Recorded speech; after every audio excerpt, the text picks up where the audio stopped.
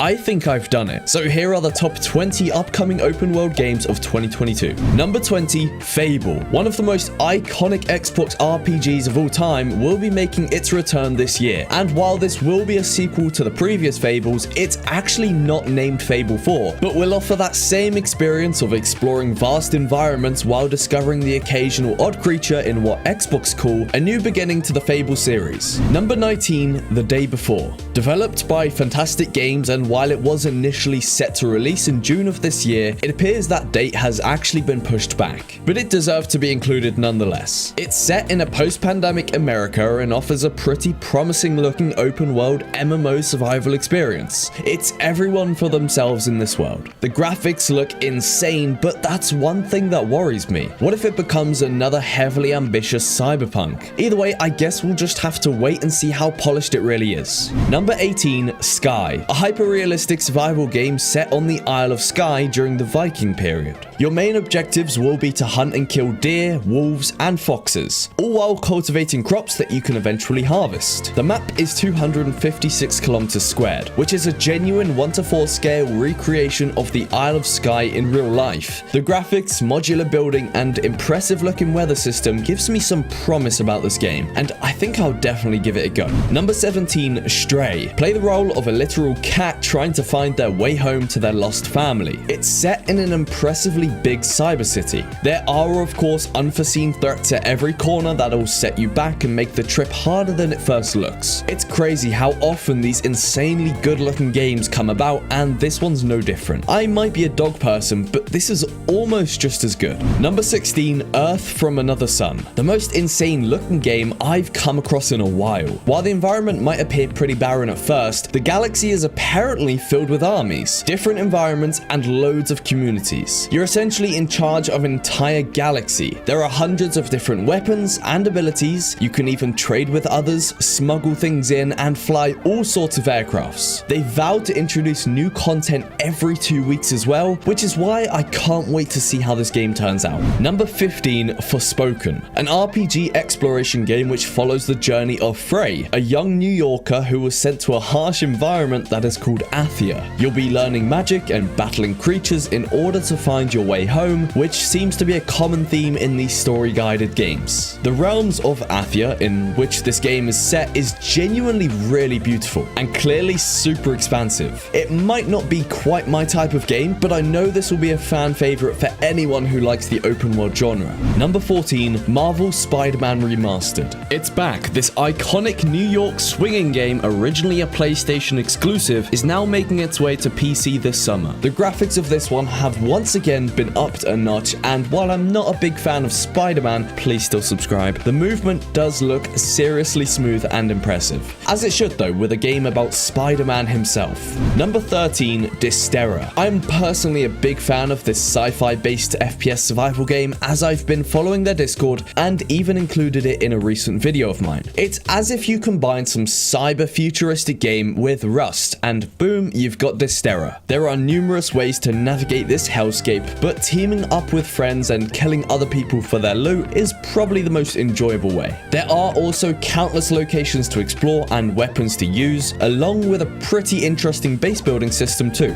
Number 12, Palworld. Could this be a proper list without including this gem? I don't think so. It's a multiplayer open world survival game based around little cute monsters called pals. These guys aren't there to kill you though. They're there to help you out. You can breed them, fight alongside them, and even get them to work for you in factories or building projects. These guys are truly the heart of this Pokemon looking survival game, and I can't wait to give it a go regardless of how cartoony it may look.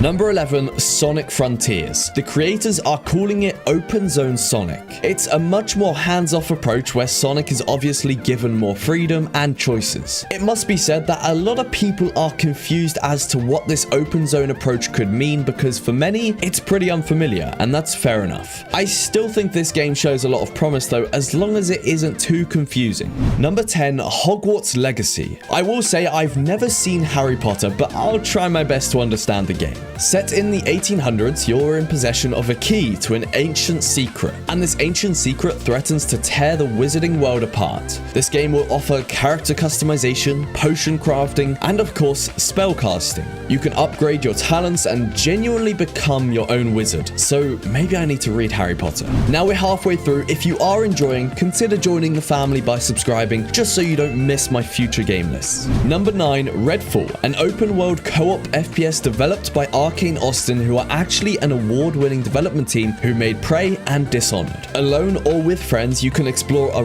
really magical, vast world. This is one of my favorites on the list so far because it just shows so much promise. There are 4 characters to play as in Redfall, all of which have their own specific abilities, so you can choose your own path to overcoming the vampires. The number of different locations and outposts to explore go on and on, so I'll leave the rest up to you to discover. Number 8, Starfield. Developed by the well-known Bethesda Studios, I'm sure you have all heard of this one. Todd, I'm looking at you. The fact that half the Steam description is taken up by them listing past games they've made has got to be a good thing, right?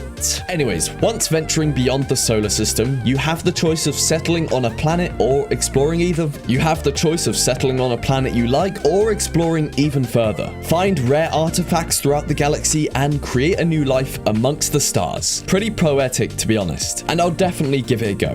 Number 7, Sons of the Forest, a hopeful sequel to The Forest. Similar to its prequel, you're surrounded by cannibals on a remote island, with the goal of finding the missing billionaire. You'll go through all the regular things like struggling to survive, building shelter, and crafting new items. There are changing seasons which determine how you should approach hunting and give you that extra incentive to save food for the harsh winters. This will no doubt be a successful game. I just can't see it not going down well with anyone who played The Forest or survival enjoyers in general. Number 6, Retreat to Enon, another game where humanity just avoided extinction and it's your job to rebuild with the help of nature. I included this game in a previous list, and it definitely deserved to be in here purely because of its unique approach to progression. It focuses a lot on mindfulness and truly exploring your surroundings. Oh, and building around the nature instead of destroying it. It's definitely not one of those intense butt-clenching survival games that you usually come across with rabid zombies everywhere. The only company you'll have here is the occasional visit from peaceful animals and the impressive looking weather system. I know Enon won't be for everyone, but you've got to give it credit for truly trying to be different. Number 5, Tainted Grail, The Fall of Avalon. It gets points for the longest name on this list, but most importantly, the sneak peek images of this game look crazy.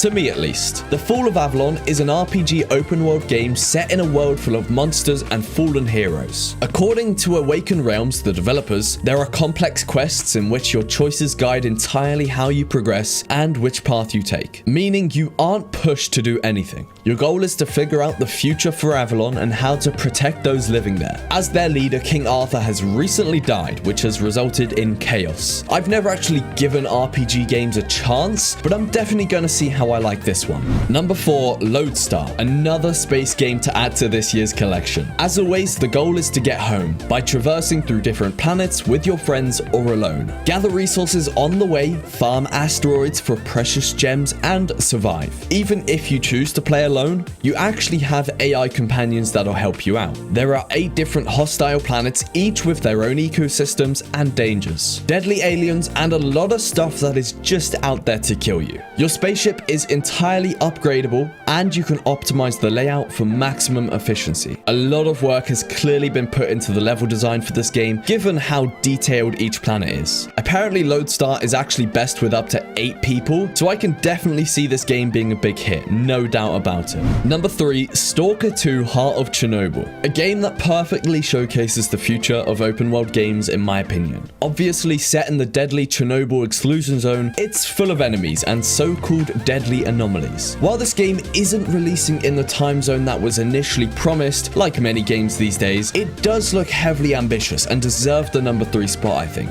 It's true to real life with its bleeding, starvation, and sleeping systems, and it looks like they're really going for that real life simulator with a blend of fantasy. It really combines FPS and an immersive sim together into just a bundle of horror. The graphics are what stands out for me though. I know I'm a sucker for realism, but this is on another level, which is what you would expect for the Stalker franchise. Number 2, Ark 2, a game I know know so many are excited for given how successful the first arc was. Everybody knows what this one's about: taming dinosaurs, struggling for dominance over others. It just looks like this is Ark on drugs with the next gen graphics and numerous new features and styles of play. I personally never got addicted to the initial Ark, like I'm sure so many of you did, so I won't talk about the details since I likely know less than most of you guys. But I definitely think I'll get stuck into the Ark franchise with this game. If you've never played Ark before though, this sequel will feature Souls-like melee combat, a lot of exploration and survival with the occasional visit from a big old dinosaur. There's obviously building as well, taming, and an advanced character progression tree, meaning this is another opportunity for you to sink thousands of hours into a game you have a love-hate relationship with. Number 1, Crimson Desert, one of the most impressive looking games on this list, set to release in late 2022. A crazy looking world with fantasy creatures at every turn. The combat focuses mostly on melee and is pretty reminiscent to the Shadow of Mordor games. When you're moving around, the snow literally moves around your feet. I know that's not groundbreaking technology, but I'm sold. Seriously though, this has got to be one of the most promising games with almost anything you could think of. Interchanging seasons and weather alongside PvP and PvE options at every turn. There are numerous dungeons to explore and puzzles to solve, with the option of taming some mythical creatures along the way. This isn't a sequel to Black Desert though, the previous game from the developers Pearl Abyss. Crimson Desert has entirely new characters and a new storyline. So to me at least, it's looking like one of the most promising open world games of 2022. If you enjoyed that list, watch this video next and consider subscribing.